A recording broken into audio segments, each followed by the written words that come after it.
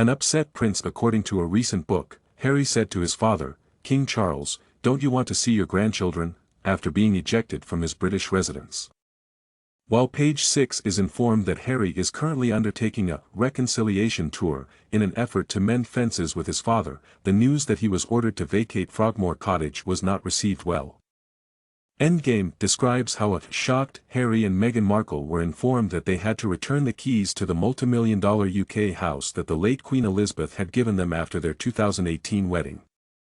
Writer Omid Scobie refers to the Sussexes' decision to return the house as a cheap shot from a wounded father bound by an institutional system that is often intolerant of human emotion, despite the fact that the couple is no longer living in Britain and is no longer a working royal. According to reports, Harry, 39, warned Charles, 75, that it would be difficult for him to visit his grandchildren, Prince Archie, 4, and Princess Lilibet, 2, because he was so devastated by the news in March.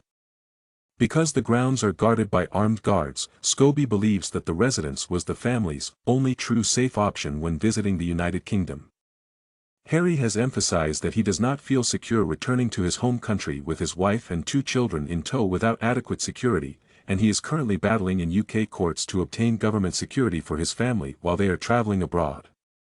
Charles hasn't spent much time with Archie and has only had one emotional first meeting with Lilibet, a California native, last summer. He reportedly declined an invitation to Lilibet's March California christening because he was too busy.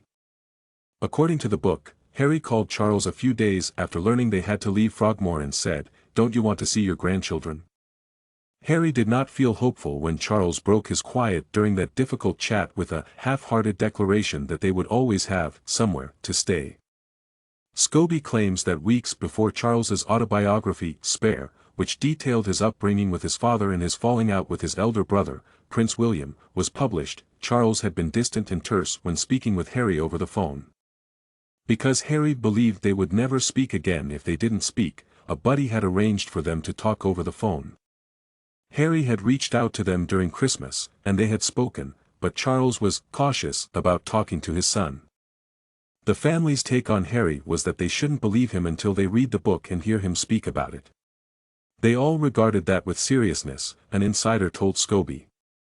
Princess Anne voiced her opinions, saying that Charles should throw Harry and Meghan out of his Windsor house, Royal Lodge, and force the disgraced Prince Andrew to leave as well, despite the claims made by Prince Edward, Charles's younger brother, that they should patch things up.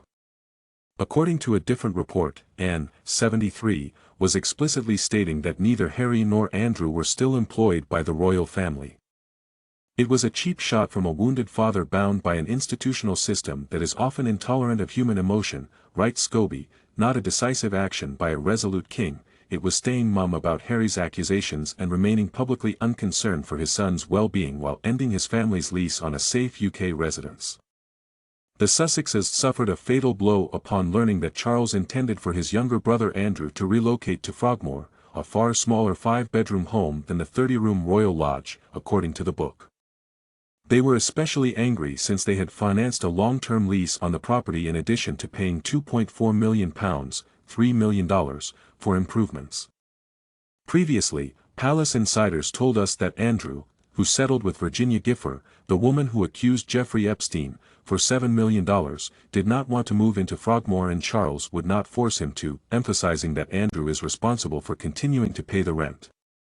Scobie, meantime, writes extensively about racism within the royal family.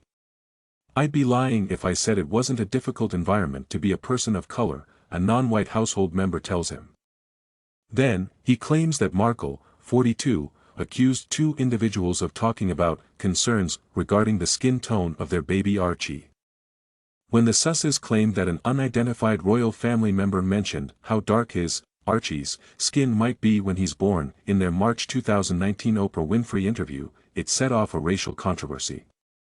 However, Scobie claims that Markle mentioned 2 members of the royal household that she claims were involved in the conversations, in private letters that she wrote to Charles. The book, which comes out on Tuesday, does not reveal who the 2 are. The second accused is a member of the royal household, however it is unknown if they are a member of the royal family or a staff member. Although laws in the United Kingdom prevent me from reporting who they were, Scobie says he is aware of the names. However, a royal source told page 6 that it was only one person, never two, in response to a question. Scobie also looks at Prince William, who will one day become king. He claims that as he approaches the top position, there has been a marked change in him and that he is displaying a colder side that his brother and others have spoken of. According to the book, William, 41, feels betrayed and sad following the release of Spare and doesn't want to know this version of Harry. In addition, the father of three is getting set to take the throne. Their views, their outlooks are very different, and I can see that becoming an issue over the years ahead, a person close to William told the book. He respects his father, but he also sees him as a transitional monarch, paving the way for his arrival. What does the royal family's future hold? The Duke and Duchess of Sussex desire peace for everyone, as the 4th anniversary of the tragic Christmas holiday in Canada that turned their royal lives upside down approaches, according to a person who knows them well. The insider continues, they want their children to know their grandfather, of course.